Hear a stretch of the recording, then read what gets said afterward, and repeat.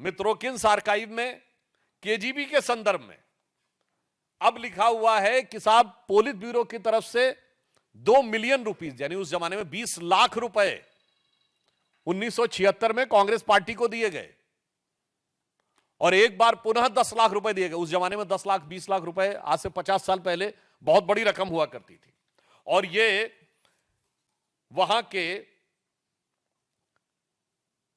पूर्व अधिकारियों ने लिखा है।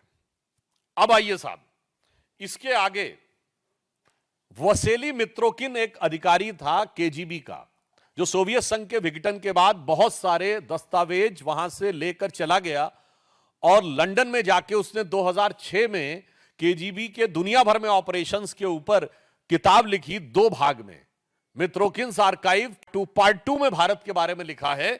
अब उसमें और भी गंभीर बात है। इन इंडिया लिखा हुआ है, in India on Moscow's insistence back in May 1976 that India altered the exchange rate of ruble on the import of Soviet goods from rupees 8.33 to rupees 10 to the ruble।